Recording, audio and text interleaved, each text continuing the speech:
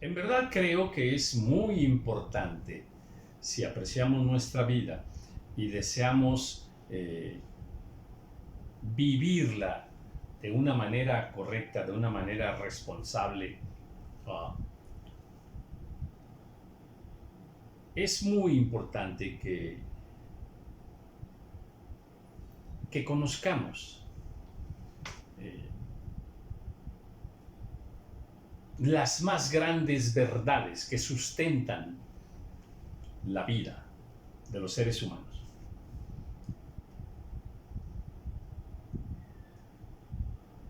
Pensar y pensar bien. Conocer y conocer correctamente quién nos hizo.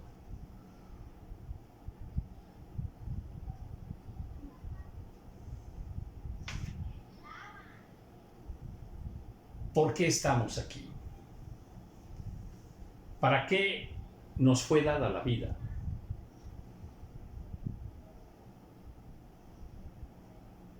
Y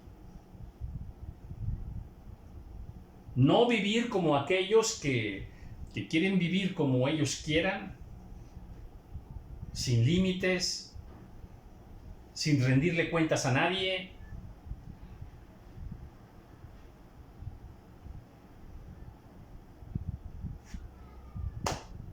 Tomando una libertad absoluta, sin importar nada ni nadie alrededor de mí. Es mi vida y yo hago con ella lo que yo quiera. Yo soy libre de pensar como yo quiera, de vivirla, mi propia vida como yo quiera. Y a nadie le quiero rendir cuentas. Bueno, hay personas que malentienden así la libertad. Pero así no se puede vivir, ¿eh? Así no. Salga usted a la calle, agarre su coche y dele a su coche por las banquetas. Claro que inmediatamente le van a pedir cuentas de por qué está haciendo eso.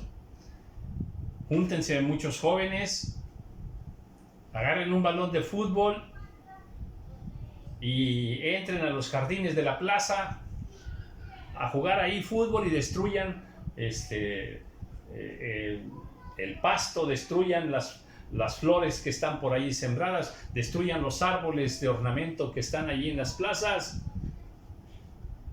Inmediatamente vendrán las autoridades para pedirles cuentas de su irresponsabilidad. Debemos ser responsables de nuestra propia vida. Bueno, pues hay una verdad. Hay una verdad. ¿Cuál? Que Dios nos hizo. La ciencia dice otra cosa, pero la ciencia miente. La ciencia no habla la verdad de cómo nacieron los seres humanos. Tiene sus teorías, todas ellas son falsas. La verdad es que los primeros seres humanos que pisaron esta tierra fueron Adán y Eva. La verdad es que Dios los creó y les dio un mandamiento y ellos pecaron. Y la Biblia nos dice una verdad, que ese pecado entró en todos los seres humanos. Ese pecado. Y todos los seres humanos tenemos una naturaleza pecaminosa. O sea, en todo ser humano está el deseo de hacer lo malo, la maldad. En todo ser humano. Dice la Escritura que el pecado entró por un hombre. Sí, así es, esa es una verdad. Dice, este mal hay en todo lo que se hace debajo del sol, que un mismo suceso acontece a todos.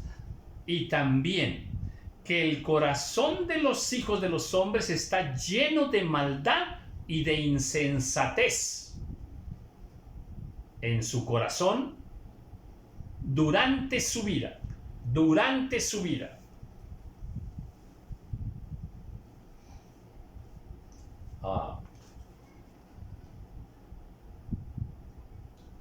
A través de los tiempos, muchas personas se han, encargado de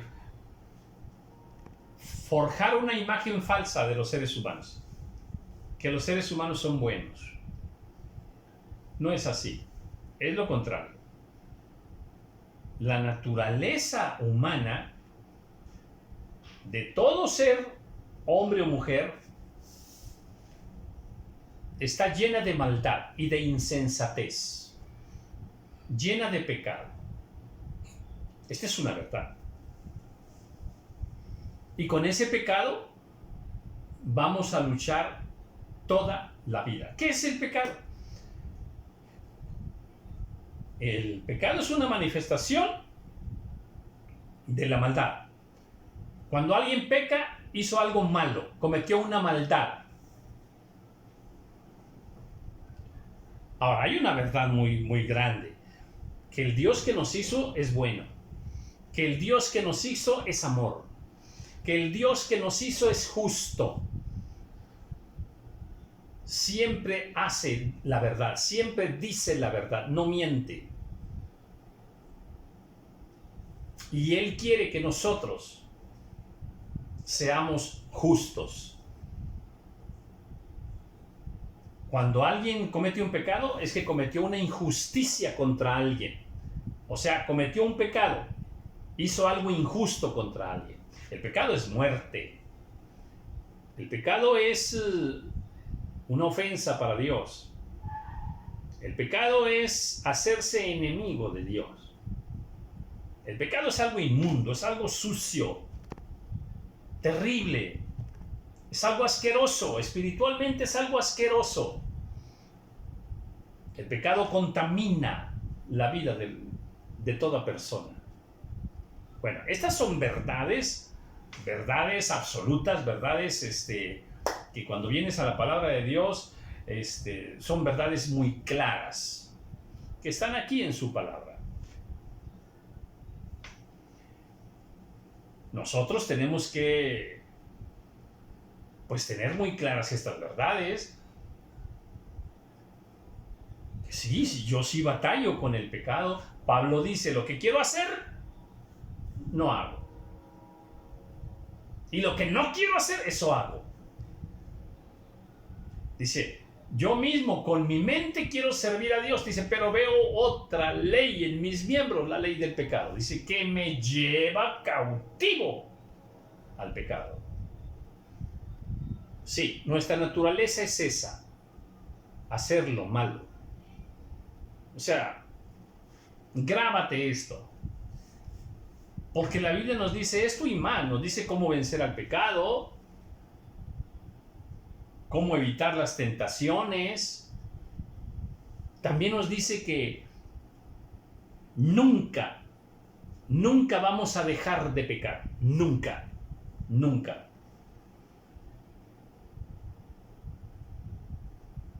Y dice muchas cosas muy importantes que necesitamos conocer. En verdad, es bueno que los conozcamos. ¿Por qué comento esto? Porque, estoy viendo dos capítulos de oro muy preciosos, el capítulo 11 y 12 de Segunda de Samuel, donde David se envuelve en el pecado. Satanás lo lleva a pecar. Y luego Dios le envía a uno de sus siervos, a Natán, y ya viste los videos anteriores, lo amonesta, ¿verdad? Y Natán le dice algo, por lo cual ahora no se apartará jamás de tu casa la espada, por cuanto me menospreciaste, le dice Dios, y tomaste la mujer de Urías Heteo para que fuese tu mujer. Así ha dicho Jehová. He aquí yo haré levantar el mal sobre ti de tu misma casa. A ver.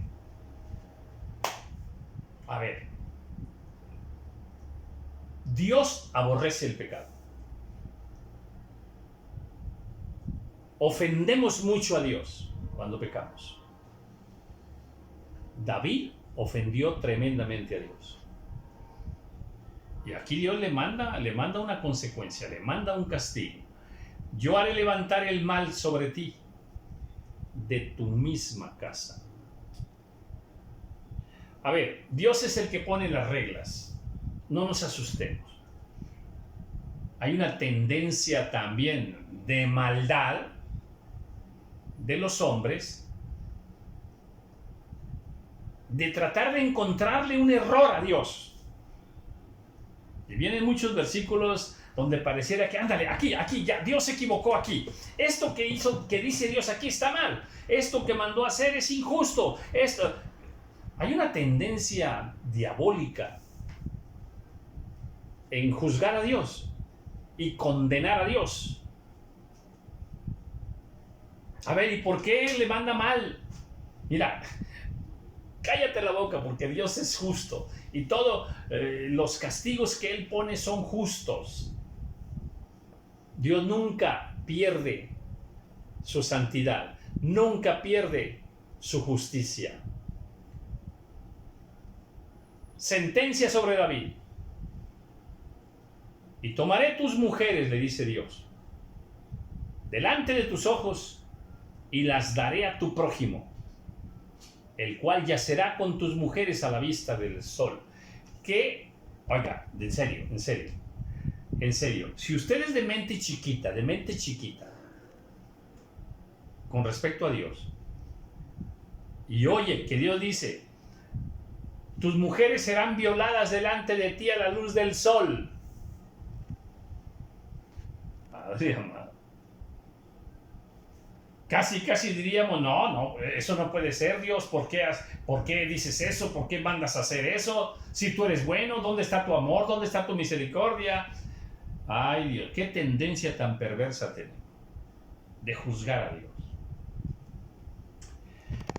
Porque tú lo hiciste en secreto, le dice, mas yo haré esto delante de todo Israel y a pleno sol. Y así pasó, ¿eh?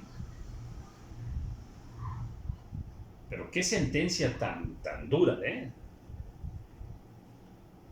Ahora, nosotros cometemos pecados, sí, y a lo mejor Dios no nos envía a Natán, pero tiene Dios 1000 maneras de darnos una nalgadita por nuestros pecados, ¿eh? Traen consecuencia, ¿eh? Entonces dijo David a Natán, pequé contra Jehová. Y Natán dijo a David, también Jehová ha remitido tu pecado, no morirás. Aquí hay algo interesante. David no se arrepintió hasta que el siervo de Dios, Natán, fue delante de él y le dice, así dice Jehová, has pecado, viene castigo sobre ti. Entonces él dijo, he pecado contra Jehová. O sea, no se había arrepentido David hasta que vino de parte de Dios una llamada fuerte con castigo. Pequé contra Jehová. Y le dice el profeta Natán, también Jehová ha remitido tu pecado, no morirás. Un arrepentimiento de David un poco tarde, pero bueno, al final se arrepiente. Eso Dios lo toma en cuenta y dice, ok, no te voy a matar. No te voy a matar. Pero era un pecado digno de muerte, ¿eh? Sí. Sí, porque la escritura decía que el que fuera sorprendido en adulterio, ¿verdad?, tenía que morir a pedradas. Bueno, y Natán se volvió a su casa. Y Jehová hirió al niño que la mujer de Urías había dado a David. y enfermó gravemente. Ay, ay, ay. Dios tiene muchas formas de castigar, muchas. Hace varios años, unos 4 años, subí el video, no, hace unos 3 años, subí el video que se llama 100 formas en que Dios castiga. 100 formas en que Dios castiga.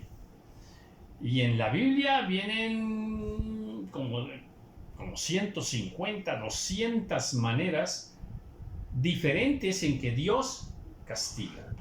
Aquí hay una enfermedad. ¿Sobre quién? Sobre un hijo. Una enfermedad sobre el hijo del pecado. Y otra vez, pero el niño, ¿qué culpa tiene? Dirían los que buscan condenar a Dios. Qué fastidio, tratar de juzgar a Dios. El hijo que te ha nacido ciertamente morirá. Qué duro, Dice, mas por cuanto en este asunto hiciste blasfemar a los enemigos de Jehová, el hijo que te ha nacido ciertamente morirá. Morirá. Y le dice por qué, porque hiciste blasfemar a los enemigos de Jehová. Ay Dios, ayúdanos Señor, ayúdanos Señor. Nos decimos cristianos, vamos a la iglesia, cantamos, le hablamos de Dios a mucha gente, ponemos carita de santidad y de pronto nos agarran en un pecado. Y todos los vecinos se enteran, y en tu trabajo todos se enteran, y empiezan a blasfemar el nombre de Dios por tu culpa. Empiezan a hablar mal de Dios, que no tiene ninguna culpa, porque el pecado lo hice yo. El pecado lo hice yo. Y empiezan a hablar mal de Dios por nuestra culpa. Y se lo dice Dios aquí Hiciste blasfemar a los enemigos de Jehová. El hijo que te ha nacido ciertamente morirá. Y Natán se volvió a su casa y Jehová hirió al niño y enfermó gravemente. Jehová hirió al niño. Parece algo duro, ¿verdad? No, así es Dios. Así es Él. Así mismito es Dios. Entonces David rogó a Dios por el niño. Y ayunó David. Y entró y pasó la noche acostado en tierra.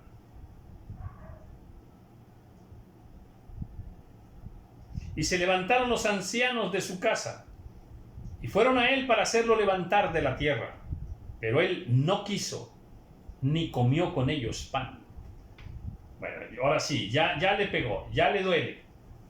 Dios le está dando a David donde más le duele. Así dice en el Salmo, que Dios castiga a los hombres en lo más estimado de ellos. Bueno, pues aquí vemos que está gravemente enfermo el niño, está ayunando David, no quiere comer nada. Dice, y al 7º día murió el niño. Al 7º día murió el niño. A veces queremos convencer a Dios con nuestras oraciones, con nuestras alabanzas, con nuestros diezmos. No. No. Lo que Dios tiene determinado sobre nuestras vidas va a suceder. A veces ayunamos con una intención equivocada. Dios no le hizo caso al ayuno de David. Al 7º día murió el niño. Y temían los siervos de David hacerle saber que el niño había muerto, diciendo entre sí: cuando el niño aún vivía, le hablábamos y no quería oír nuestra voz. David no quería oír. ¿Cuánto más se afligirá si le decimos que el niño ha muerto? No le digan.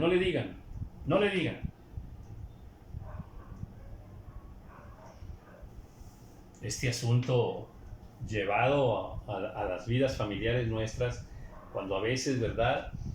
Alguien fallece y no le queremos decir a los abuelitos, no le queremos decir al papá, a la mamá, porque igual le puede dar un infarto, ¿verdad? De la noticia, en fin, qué delicado todo eso, ¿eh? Busquemos siempre la guianza del Señor, la sabiduría del Señor, para poder, a mí me tocó darle la noticia a mi madre de que tenía, pues, cáncer terminal, y que el doctor decía que ya no se podía hacer nada. A mí me tocó ir al lecho donde estaba mi madre y decirle esa noticia. Siendo yo un joven, muy joven, en realidad muy joven. Sí.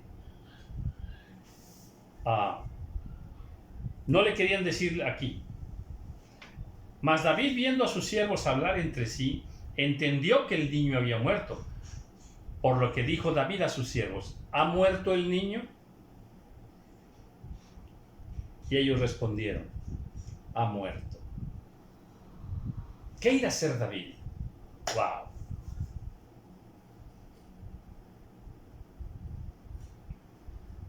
Entonces David se levantó de la tierra y se lavó y se ungió y cambió sus ropas y entró a la casa de Jehová y adoró.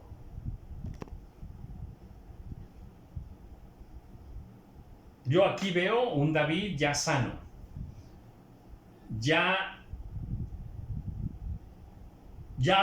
pasó el proceso, un proceso de pecado, un proceso de negación del pecado, de esconder el pecado, y luego es confrontado por Dios, entra en arrepentimiento, un arrepentimiento ya real, genuino.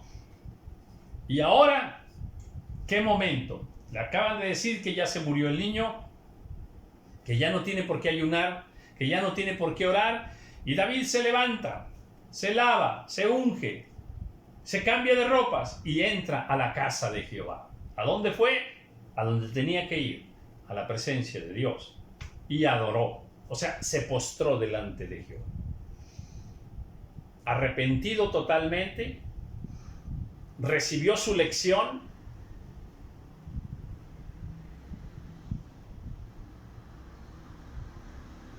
ya está sano en su corazón. Y aquí hay algo importantísimo, importantísimo.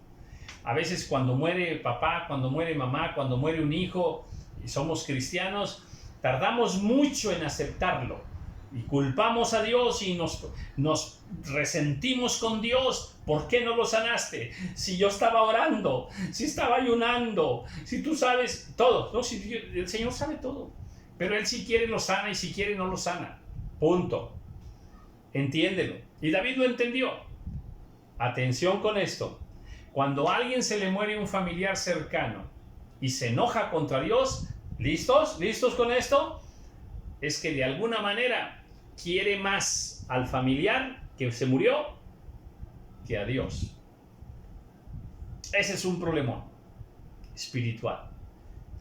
Y David aquí muestra una grandeza espiritual. ¿Cuál? No, me importa más mi Dios que el hijo que ya se murió. O sea, hay que saber cerrar ciclos. Hay que saber cerrar la puerta a la tristeza, a la amargura, al pecado. Ciérrale la puerta.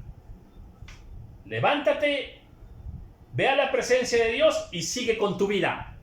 Sigue con tu vida en paz, con gozo, amando al Señor, viviendo para Él. Después vino a su casa y pidió y le pusieron pan y comió. Sigue con tu vida, ve a trabajar, come, aliméntate bien, haz lo que tienes, cumple con tus deberes. Ya se murió la persona que amabas. Y le dijeron sus siervos: ¿qué es esto que has hecho?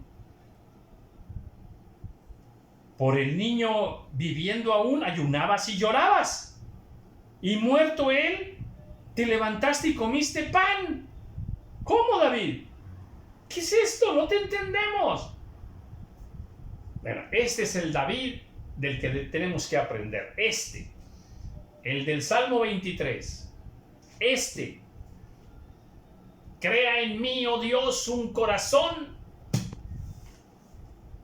recto, justo.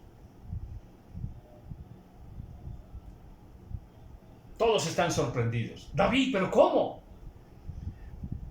Y le dijeron eso, ¿verdad? ¿Cómo? Ahora, no te entendemos. Y él respondió, viviendo aún el niño, yo ayunaba y lloraba, diciendo, ¿quién sabe si Dios tendrá compasión de mí y vivirá el niño? O sea, voy a orar, voy a ayunar y a ver si Dios me concede mi deseo. Pero yo sé que si Él quiere me lo concede, y si Él quiere no me lo concede. Este es el David que hizo muchos salmos. Este es el David que ahí dice cosas preciosas en los salmos, hablando de las victorias de Dios, de cómo Dios responde, de cómo la misericordia de Dios es grande. Bueno, este mismo David conoce, sabe una verdad, sí, que Dios es soberano. Y si Él quiere, responde nuestras oraciones. Y si Él quiere, no las responde. Conoce a Dios.